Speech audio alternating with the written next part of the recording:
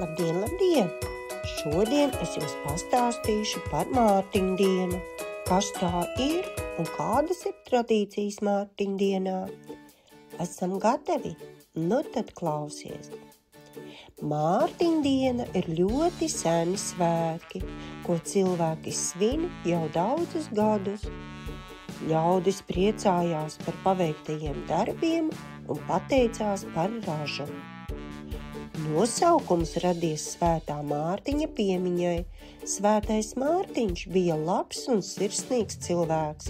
Viņš dalījās ar visu, kas viņam bija. Gailis ir galvenais Mārtiņdienas simbols, kas modina gaismu un jaunu dienu. Līdz Mārtiņdienai visai ražai jābūt mājās.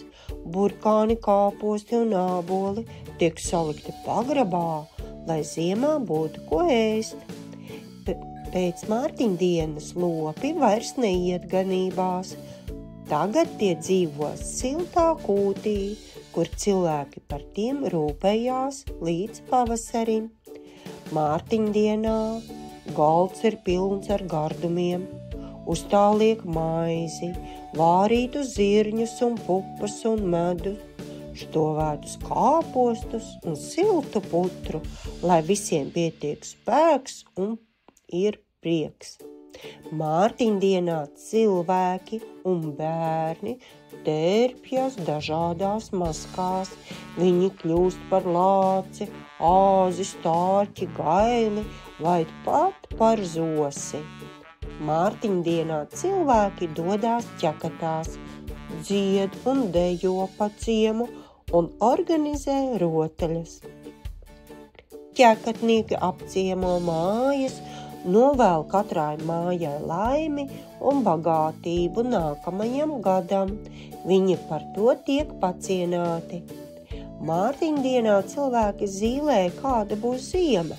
Ja diena silta un dubļaina, gaidāms atpūsnis, bet ja augsta, būs stiprs sals. Mārtiņdienā cilvēki kurina ugunskura, lai būtu silti un gaiši. Tā gaisma aizdzen tumsu un ļaunos garus, nesot mājās prieku un mieru. Mārtiņi ir prieka un jautrības laiks, pirms klusās adventes.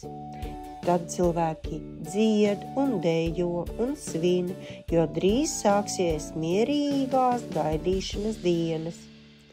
Mārtiņdiena iezīmē rudens beigas un ziemas sākumu, kad daba dodas atpūtā un cilvēki gatavojās klusajam laikam. Lūk tā, atā, līdz nākamai reizei.